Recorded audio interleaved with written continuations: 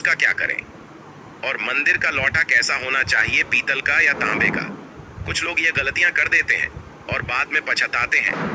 ऐसी गलती आप कभी मत करना, नहीं तो कंगाल हो जाओगे, बर्बाद हो जाओगे।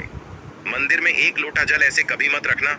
साथ ही जानिए दीपक घर में कौन से पदार्थ का रखना चाहिए। तांबे का, लोहे का, पीतल का, कांसे या फिर स्टील का या माटी का। कुछ लोग अपने पूजा घर में गलत तरीके से दिए को रखते हैं और उनका घर बर्बाद हो जाता है। और जानिए दीपक की बाती कच्चे कलावे से बनाएं या रुई से या फिर सूती हाथ में बांधने वाले कलावे से। कुछ लोग दीपक जलाते समय भयंकर गलती कर देते हैं, जिस कारण उन्हें पितृ दोष, शनि दोष, काल सर्प दोष, मंगल दोष, भयंकर से भयंकर गरीबी का दोष भी लग जाता है। दोस्तों, कुछ लोग यहाँ पर ऐसे भी होंगे जो इस वीडियो को बीच में ही छोड़ देंगे। अगर इस वीडियो को आपको छोड़ना ही है तो अभी छोड़ देना, परंतु वीडियो को बीच में छोड़कर लक्ष्मी माता का अपमान मत करना। दोस्तों, बहुत समय से आप लोगों के प्रश्न आ रहे हैं कि मुख्य द्वार पर जल छिड़कने का सही समय क्या होता है और सही विधि क्या होती है। किस समय हमें जल छिड़कना चाहिए और क्या मुख्य द्वार पर जल छिड़कने के लिए स्नान करना आवश्यक है या बिना स्नान किए भी मुख्य द्वार पर जल का छिड़काव किया जा सकता है। झाड़ू लगाने से पहले या फिर झाड़ू लगाने के बाद जल को छिड़कना चाहिए। एक और प्रश्न आया है कि क्या पीरियड्स में हम अपने घर के मुख्य द्वार पर जल का छिड़काव कर सकते हैं या मुख्य द्वार पर दीपदान कर सकते हैं। और जल से ही जुड़ा हुआ एक और प्रश्न है कि जब हम मुख्य द्वार पर जल चढ़ाते हैं तो घर के अंदर की तरफ से जल चढ़ाएं या घर के बाहर की तरफ से जल का छिड़काव करें। इसके बारे में कई लोग शंका में है। आज यह शंका भी दूर हो जाएगी। और मुख्य द्वार पर जल छिड़कने से संबंधित आपका अगला प्रश्न है कि कई ऐसे लोग हैं जो कि फ्लैट में रहते हैं, कुछ ऐसे लोग हैं जो कि किराए के मकान में रहते हैं, एक ही कमरे में रहते हैं, तो उन्हें अपने घर पर मुख्य द्वार पर दीपदान किस प्रकार से करना चाहिए, जल कहाँ छिड़कना चाहिए। तो दोस्तों, आज की वीडियो पूरी तरह से आपके प्रश्नों पर ही आधारित है। तो दोस्तों, सबसे पहले जानते हैं कि घर के बाहर या घर के अंदर दिए जलाने के क्या क्या फायदे होते हैं। दोस्तों, घर के बाहर या घर के अंदर दीपक जलाने के फायदे जानकर आप चौंक जाएंगे। खासकर घर के बाहर दीपक जलाने से 5 वह फायदे जो आपको चौंकाने वाले हैं। दोस्तों, यह बात तो आप जानते हैं कि भगवान की पूजा के दौरान दीपक जरूर जलाया जाता है। हिंदू धर्म में पूजा करते वक्त लोग देसी घी या सरसों के तेल का दीपक जरूर जलाते हैं तथा तिल के तेल का दीपक भी जलाते हैं। हालांकि पूजा के लिए भगवान के सामने दीपक जलाना सिर्फ पूजा का एक तरीका ही नहीं है, बल्कि घर में दिया जलाना या घर के बाहर दिया जलाना कई तरह के फायदे मिलते हैं। दीपक जलाने से न सिर्फ कई शक्तियां जागृत होती हैं, बल्कि यह 5 बड़े फायदे भी मिलते हैं। तो चलिए जानते हैं। दोस्तों, नंबर 1, पृथ्वी से अंधकार दूर होता है। घर में दीपक जलाने से घर का अंधकार तो दूर होता ही है, साथ ही नकारात्मक ऊर्जा को भी कोसों दूर रखती है। यहाँ पर दीपक जलता है तो वहाँ पर सकारात्मक ऊर्जा का वास होता है। जाहिर सी बात है, जब घर में सकारात्मक ऊर्जा होगी तो भगवान का भी वास होगा। इसीलिए घर में शाम होने से पहले, रात होने से पहले दीपक अवश्य जलाया जाता है, ताकि घर में कोई गलत नकारात्मक ऊर्जा प्रवेश न कर पाए। दोस्तों, तेल से जले दीपक का प्रभाव उसके बुझने के आधे घंटे बाद तक वातावरण में बना रहता है, जबकि शुद्ध देसी घी का दीपक बुझने के बाद करीब 4 घंटे तक वातावरण को सकारात्मक रखता है। दोस्तों, नंबर 2, दीपक जलाना न सिर्फ धार्मिक नजरिए से फायदेमंद है, बल्कि वैज्ञानिक दृष्टिकोण से भी यह फायदा पहुंचाता है। जब घर में शुद्ध घी या सरसों के तेल से दीपक जलाया जाता है तो उसके धुएं से घर के माहौल में सात्विकता आती है और इससे आसपास के वातावरण में मौजूद हानिकारक कणों का विनाश होता है। दोस्तों, नंबर 3, घर में होता है सुख समृद्धि का वास। जिस घर में सुबह और शाम के वक्त भगवान के सामने दीपक जलाया जाता है तो उस घर पर हमेशा माता आता है। दीपक की लौ पूर्व दिशा में रखने से व्यक्ति दीर्घायु होता है, जबकि उत्तर दिशा में लो रखने से घर में धन और संपन्नता बढ़ती है। दीपक न सिर्फ हमारे घर के अंधकार को दूर करता है, बल्कि यह हमारे जीवन को भी अंधकार से प्रकाश की तरफ बढ़ाता है। दोस्तों, नंबर 4, बीमारियों को दूर भगाने में मददगार। घर में दिया जलाने से बीमारियां घर के आसपास भी नहीं भटकती। घर के सभी परिवार सदस्यों को हर बीमारी से बचाव मिलता है। खासकर दीपक के साथ एक लौंग जलाने से इसका असर दुगना हो जाता है, जिसमें चर्म रोग दूर करने के सारे गुण मौजूद होते हैं। इसलिए घी का दिया जलाना सेहत के लिहाज से काफी फायदेमंद है। दोस्तों, बात करते हैं नंबर 5 की। शुभ शक्तियां होती हैं आकर्षित। सनातन धर्म के अनुसार जिस घर में सुबह शाम दीपक जलाया जाता है तो वहां कभी अंधकार नहीं होता। उस घर में सुख समृद्धि का वास होता है। इतना ही नहीं, जलता हुआ दिया शुभ शक्तियों को चुंबक की तरह आपके घर की ओर खींचता है, जो कि आपके लिए बहुत ही शुभ माना जाता है। तो दोस्तों, अब जानते हैं कि मुख्य द्वार पर जल छिड़कने का सही समय क्या होता है और सही विधि क्या होती है। देखिए, अगर आप मुख्य द्वार पर जल चढ़ाते हैं तो आपको ध्यान रखना है कि जल आप एक दिन पहले ही, मतलब रात को सोने से पहले, एक पात्र में कोई भी आप पात्र ले सकते हैं। जैसे कि आप तांबे का पात्र ले सकते हैं, तांबे का ना हो तो आप पीतल का ले सकते हैं, स्टील का ले सकते हैं, चांदी का ले सकते हैं। जो भी पात्र आपके पास उपलब्ध हो आप उसे ले सकते हैं। एक लोटे में थोड़ा सा गंगा जल डाल दीजिए और उसके ऊपर शुद्ध जल भर दीजिए। और हाँ, गंगा जल ना हो तो परेशान होने की आवश्यकता नहीं है। सिर्फ शुद्ध जल से भी आप पात्र को भर सकते हैं और उस जल से भरे पात्र को अपने घर की रसोई में रख दीजिए। अब जैसे कि आप अगले दिन सुबह उठकर जल का छिड़काव अपने घर के मुख्य द्वार पर करेंगे। देखिए, मुख्य द्वार पर जो सुबह सबसे पहले जल छिड़का जाता है वो हर प्रकार की समस्याओं को घर से दूर करने के लिए छिड़का जाता है। जैसे किसी भी प्रकार की नकारात्मक ऊर्जा से आप परेशान हैं, बहुत समय से परेशानियों में घिरे हुए हैं, तो ऐसे में घर की रसोई में जल रखा जाता है और यही जल घर के मुख्य द्वार पर सुबह उठकर छिड़का जाता है। इस जल के छिड़काव से आपके घर की कोई भी परेशानी हो बहुत शीघ्र समाप्त हो जाती है। इस उपाय को करने से आपके घर में सुख समृद्धि भी आती है, बीमारियों से भी मुक्ति मिलती है। मतलब देखिए, किसी भी प्रकार की मानसिक परेशानी हो, शारीरिक परेशानी हो, आर्थिक तंगी हो या आपके घर में कोई वास्तु दोष हो, किसी भी प्रकार के ग्रह दोष हो, तो आपको सभी प्रकार के दोषों से, ग्रह दोषों मुक्ति मिलती है। वास्तु दोष और पितृदोष भी समाप्त होता है। इसके साथ ही जैसे कि बहुत से लोगों के प्रश्न होते हैं कि उनके ऊपर किसी ने कुछ कर करा दिया है, उनके परिवार में किसी भी प्रकार की पहले कोई परेशानी नहीं थी, लेकिन अभी कुछ समय से परेशानियां लगातार आती ही जा रही और कोई रास्ता नहीं मिल रहा है परेशानी से निकालने का।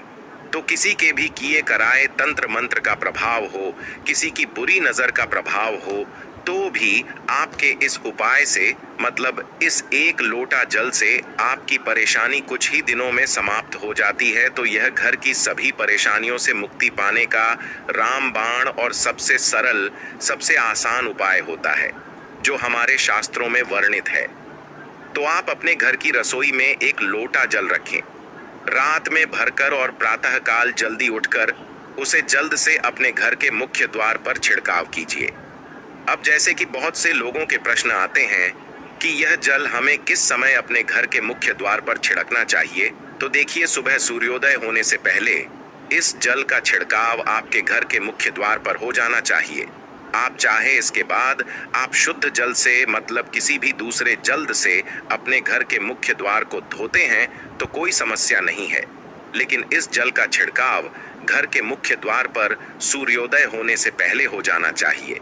अब दोस्तों, आपका अगला प्रश्न है कि क्या हमें स्नान करके इस जल का छिड़काव अपने घर के मुख्य द्वार पर करना चाहिए या फिर बिना स्नान किए भी कर सकते हैं।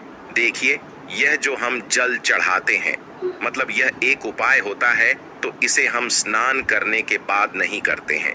सुबह जल्दी उठते हैं और उठकर सबसे पहले घर की रसोई में जाएंगे, उसके बाद उस जल को लेकर आप घर के मुख्य द्वार पर जाएंगे। मुख्य द्वार खोलकर मैन गेट खोल दीजिए और उसके बाद मुख्य द्वार पर इसी जल का छिड़काव कर दीजिए। और जल का छिड़काव करते समय अपने पितरों का ध्यान कीजिए, माँ लक्ष्मी का ध्यान कीजिए, क्योंकि कहा जाता है कि सुबह सुबह माँ लक्ष्मी प्रत्येक द्वार पर आती है, सबके द्वार पर आती है। जिनके भी द्वार खुले होते हैं, जिनके घर में जल का छिड़काव मुख्य द्वार पर हुआ रहता है, उसके घर में प्रवेश कर जाती है। तो आप माता लक्ष्मी का अपने मन में ध्यान कीजिए और एक तरह से प्रार्थना कीजिए, हे माँ लक्ष्मी, आप मेरे घर में प्रवेश करें, आपका स्वागत करने के लिए मैं तैयार हूँ। और उसके बाद अपने पितरों का ध्यान कीजिए, क्योंकि जो हमारे घर की दहलीज होती है वहीं पर पितरों का वास माना जाता है। तो जब आप दहलीज पर जल के छींटे देते हैं तो आपके पितृ बहुत प्रसन्न हो जाते हैं और उनका आशीर्वाद भी आपको प्राप्त होता है। तो सुबह जो आप जल छिड़कते हैं, इसके लिए स्नान करने की आवश्यकता नहीं है, बिना स्नान किए भी कर सकते। दोस्तों, वीडियो में आगे बढ़ने से पहले आपसे छोटा सा निवेदन है कि कमेंट बॉक्स में जय मां लक्ष्मी अवश्य लिखें। साथ ही हमारे चैनल को सब्सक्राइब करके बेल आइकॉन को भी क्लिक कर लें। तो दोस्तों, आपका अगला प्रश्न था कि मुख्य द्वार पर जल का छिड़काव सुबह झाड़ू लगाने के बाद करना है या फिर झाड़ू लगाने से पहले भी जल का छिड़काव कर सकते हैं। तो देखिए, जैसे मैंने आपको पहले ही बताया था कि उठने के बाद सबसे पहला कार्य जो आपको करना है वह जल का छिड़काव ही करना है। उसके बाद आप झाड़ू लगा सकते हैं। लेकिन एक चीज का ध्यान रखिए, जब हम सोकर उठते हैं तो सबसे पहले बिस्तर पर बैठे हुए ही अपने दोनों हथेलियों को एक साथ देखना चाहिए और हथेलियों को देखते हुए माँ लक्ष्मी का ध्यान करना चाहिए। कराग्रे वस्ते लक्ष्मी कर मध्य सरस्वती कर मूल्य तू ब्रह्मा प्रभाते कर दर्शनम। दोस्तों, इस मंत्र का उच्चारण आप चाहे तो कर सकते हैं, नहीं करते हैं तो भी कोई बात नहीं। उसके बाद दोनों हाथ जोड़कर सभी देवी देवताओं को प्रणाम किया जाता है और उसके बाद अपने हाथ से पृथ्वी का स्पर्श करते हैं, धरती को छूकर प्रणाम करते हैं 2 बार या 3 बार और उसके बाद अपना दाहिना पांव पृथ्वी पर रखते हैं। उसके बाद ही बाकी के जो सभी कार्य होंगे वो उसके बाद ही किए जाएंगे। जल का छिड़काव आप उसके बाद ही करेंगे, मतलब सुबह उठने के बाद सबसे पहले हथेलियों के दर्शन, फिर धरती को प्रणाम कीजिए, फिर धरती पर पैर रखें और उसके बाद रसोई में जाकर आपको जल लेना है और घर का मुख्य द्वार खोलकर मुख्य द्वार पर जल का छिड़काव करना है, माँ लक्ष्मी का और अपने पितरों का ध्यान करना है। उसके बाद आप अपने घर में आ जाएंगे और उसके बाद जो भी आपकी रूटीन वर्क होते हैं, मतलब झाड़ू लगाएंगे या फिर आप स्नान करेंगे, यह सभी कार्य उसके बाद किए जाएंगे। और अब जैसे कि कई लोगों के प्रश्न आते हैं कि जब हम जल का छिड़काव करते हैं तो क्या उसी समय घर के मुख्य द्वार पर झाड़ू लगाकर और पानी डालकर क्या मुख्य द्वार की अच्छे से सफाई कर सकते हैं? जी हाँ, बिल्कुल कर सकते हैं। पहले आप जो रसोई में रखा हुआ जल है उस जल का छिड़काव कर दीजिए। उसके बाद और भी पानी डालकर, मतलब अगर आपके पास जल और उपलब्ध है तो और जल लेकर और घर के मुख्य द्वार की अच्छी तरह से झाड़ू से या कैसे भी सफाई कर सकते हैं। और कई लोगों के प्रश्न आए हैं कि हम किसी फ्लैट में रहते हैं या फिर किसी ऐसे कमरे में रहते हैं, किराए के कमरे में हमारे पास एक ही कमरा है, तो हम जल का छिड़काव या फिर दीपदान कहाँ पर करें, किसे हम अपना मुख्य द्वार माने। देखिए, जो आपका अपना कमरा है या फिर जो फ्लैट है जहाँ पर आपका नेम प्लेट लगा हुआ है, आप उसी स्थान पर दीपदान करेंगे और उसी स्थान पर आपको जल का छिड़काव करना है। मतलब जहाँ पर अगर एक ही कमरे का मकान है तो आपके कमरे का दरवाजा है, वहीं पर आपको थोड़ा सा जल छिड़कना है और वहीं पर आप दीपदान भी करेंगे, जो कि मुख्य द्वार से जुड़े हुए उपाय होते हैं। वह आप अपने घर के, मतलब जो अपना कमरा है उसके बिल्कुल दरवाजे के पास ही करेंगे। और आपका अगला प्रश्न है कि क्या पीरियड में हम अपने घर के मुख्य द्वार पर जल का छिड़काव कर सकते हैं, दीपदान कर सकते हैं? तो देखिए, जल का छिड़काव करने के लिए पीरियड हो या ना हो उससे कोई फर्क नहीं पड़ता, जल का छिड़काव कर सकते हैं। रही बात दीपदान की, तो दीपदान देखिए कार्मिक पूजा में आ जाता है और कार्मिक पूजा हम बिना शुद्ध हुए नहीं कर सकते हैं, मतलब पीरियड समाप्त होने के बाद ही आप कर सकते हैं। दोस्तों, बाकी जल का छिड़काव आप कभी भी कर सकते हैं, पीरियड्स में भी कर सकते हैं, कोई समस्या नहीं है। और अब आपका प्रश्न है कि क्या मंदिर में जो हम जल रखते हैं क्या वो रखना जरूरी है, और अगर हम रखते हैं तो उस जल का क्या करें? देखिए, मंदिर में जल रखना बहुत आवश्यक है। जल एक ऐसी चीज होती है जिसमें सभी प्रकार की जो एनर्जी होती है वो जल में समाहित हो जाती है। जो हम पूजा पाठ करते हैं, मंत्रों का जप करते हैं या वहाँ पर प्रार्थना करते हैं, जो भी हमारे अपने मन की कामना भी कहते हैं, भगवान से तो सभी चीजें उस जल में समाहित हो जाती हैं। इसलिए पूजा करने से पहले घर के मंदिर में एक लोटा जल रखा जाता है और उसके बाद दीपदान मतलब एक दीपक प्रज्वलित कर दिया जाता है। यह अग्नि और जल का एक तरह से बैलेंस भी हो जाता है और इसलिए शास्त्रों के अनुसार घर के मंदिर में एक लोटा जल हमेशा होना चाहिए और दीपक भी प्रज्वलित करना चाहिए। तो अब इस जल का करना क्या चाहिए? देखिए, जब हम जल रखते हैं सुबह की पूजा में रखते हैं, मतलब सुबह जो हम पूजा करते हैं प्रातःकालीन पूजा, उस समय जल रखा जाता है और वह जल्द हम अगले दिन उठाते हैं। मतलब जब आप अगले दिन पूजा करने जाते हैं तो सबसे पहले तो उस जल का प्रयोग सुन लीजिए। आप अपने घर के सारे कमरों में मतलब पूरे घर में उस जल का छिड़काव करते हैं तो इससे आपके घर शुद्ध हो जाता है, क्योंकि वह बहुत ही पॉजिटिव एनर्जी से भरा हुआ जल होता है। इससे कई बीमारी भी दूर हो जाती है। उस जल का छिड़काव करने से किसी भी प्रकार की नकारात्मक ऊर्जा का प्रवेश आपके घर में नहीं होता। किसी भी प्रकार की परेशानी आपके घर में हो, अगर आप नियमित तौर पर उस जल का छिड़काव करें अपने घर में तो निश्चित ही आप परेशानियों से मुक्ति पा जाते हैं। कई बार होता है ना कि आप लोगों के प्रश्न आते हैं कि दवाई तो हम कर रहे हैं लेकिन दवाई हमें लगता ही नहीं है, दवाई का कोई प्रभाव ही देखने को नहीं मिलता। तो ऐसे में अगर दवाई के साथ साथ उस जल को पीने के लिए रोगी को दिया जाए, यानी मेडिसिन इसी पानी से अगर खाई जाए तो बहुत अच्छी दवाइयां काम करने लग जाती है। और जैसे कि परिवार में अगर बहुत अधिक क्लेश रहता है, हमेशा आपस में हर बात पर मतभेद होता है, तो परिवार के सभी सदस्य इस जल में से अगर थोड़ा थोड़ा पीते हैं तो धीरे धीरे विचारों में परिवर्तन आने लग जाता है। सकारात्मक विचार सभी के होने लग जाते हैं और आपस में समन्वय होने लग जाता है। घर से कलह, क्लेश और मतभेद हमेशा के लिए समाप्त हो जाते हैं। और मंदिर में रखे हुए जल का अगला उपाय क्या है? देखिए, अगर आप कोई दुकान करते कोई व्यापारिक स्थल है, आपका तो प्रतिदिन इसी जल में से थोड़ा सा जल ले जाकर दुकान पर व्यापारिक स्थल पर छिड़काव कीजिए। इससे आपका दुकान, आपका काम बहुत अच्छा चलता है। मतलब किसी भी प्रकार की परेशानी आपके व्यापारिक स्थल पर नहीं आती है, क्योंकि जैसा मैंने आपको बताया, यह जो जल होता है बहुत पावरफुल होता है, बहुत पॉजिटिव होता है। मंदिर में रखा एक लोटा जल पावरफुल और पॉजिटिव से भरा क्यों होता है? क्यों इसमें सकारात्मक ऊर्जा का भंडार होता है? आइए जानते हैं। देखिए, जल जो होता है अमृत हुआ, मीठे मीठे फल हुए, भोजन हुआ, अनाज हुआ, उससे भी बढ़कर माना जाता है। देवी देवता आपके दिए हुए इसी जल को ग्रहण करते हैं। मंदिर में एक लोटा जल रखना उतना ही जरूरी है जितना आप सुबह, दोपहर, शाम का भोजन करते हैं। जब हम भगवान की पूजा करते हैं और तांबे के पात्र में या पीतल के पात्र में एक लोटा जल जरूर रखते हैं। जल जो होता है सागर रूपी होता है और यही सागर आपकी नैया पार लगता है। मंदिर में एक लोटा जल रखने का कारण एक और यह होता है कि जो लोग भगवान को रोजाना भोजन नहीं करा सकते तो वह मंदिर में एक लोटा जल रखते हैं ताकि भगवान इसे ग्रहण करें और यह जल रूपी प्रसाद इसके अगले दिन, यह सुबह के समय आप प्रसाद समझकर ग्रहण करें। लेकिन याद रहे, मंदिर में रखा लोटा जल कभी भी तुलसी में अर्पित नहीं करना चाहिए उसके, क्योंकि यह जल सभी देवी देवता ग्रहण करते हैं, तो इसीलिए तुलसी में डालना वर्जित है।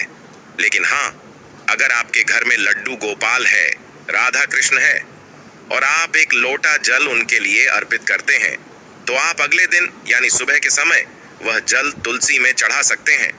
मंदिर में जो एक लोटा जल रखा होता है, उसके अगले दिन यानी सुबह के समय आप इस जल से अपनी आंखें जरूर धोया करें। इससे आंखों में रोशनी बढ़ती है और आंखों में जितनी भी बीमारी आ जाती है वह दूर होती है। शास्त्रों के अनुसार जो लोग मंदिर में एक लोटा जल भरकर नहीं रखते तो उनके घर में अकाल पड़ जाता है, घर कंगाल हो जाता है, बर्बाद हो जाता है, परिवार में मुसीबतें आ जाती हैं और गरीबी का आगमन हो जाता है। आप चाहे तो एक लोटा जल में पुष्प आदि डालकर रख सकते हैं, बहुत ही शुभ माना जाता है। मंदिर में जो जल रखा जाता है उससे हम और क्या क्या कर सकते हैं, आइए जानते हैं। तो इस जल का छिड़काव करने से बहुत सारी परेशानियां खत्म हो जाती हैं।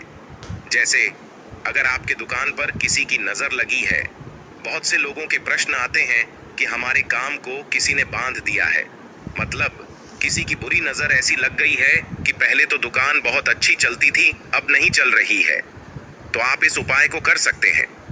निश्चित ही बहुत जल्द ही आपको परेशानियों से मुक्ति मिल जाती है और दिन दुगनी रात चौगुनी आपके व्यापार में तरक्की होती है। और हाँ, मंदिर में रखे हुए जल को आप अपने घर की रसोई में खाना बनाने में, पीने में भी प्रयोग कर सकते हैं।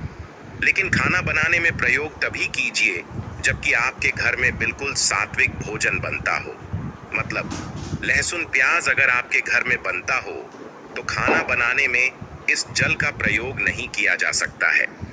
फिर आप इस जल को थोड़ा थोड़ा परिवार के सदस्य मिलकर ग्रहण कर सकते हैं और बचे हुए जल को आप अपने घर में पौधों में डाल सकते हैं। तो देखिए, ऐसा नहीं है कि मंदिर पर रखा हुआ जल बेकार होता है, किसी काम का नहीं होता है। बहुत सारे उपयोग इस जल के होते हैं। अगर हम सही तरीके से प्रयोग करें तो अपने जीवन की बहुत सारी परेशानियों का समाधान मात्र इस एक लोटा जल से हम कर सकते हैं। तो ध्यान रखिए कि मंत्रों से अभिमन्यु के पास होता है, देवी देवता वहां पर रहते हैं, तो उस जल में हर प्रकार की शक्ति समाहित होती है जो कि सकारात्मक शक्तियां होती है। और इस जल का प्रयोग अगर हम सही तरीके से करते हैं, मतलब उसको पीने में करते हैं, खाना बनाने में करते हैं, घर में जल का छिड़काव करने में करते हैं, तो इससे हमारी समस्याओं का समाधान होता है। और अगर कोई भी कार्य नियमित तौर पर, मतलब प्रतिदिन किया जाता है, तो उसका हमें लाभ प्राप्त होता है।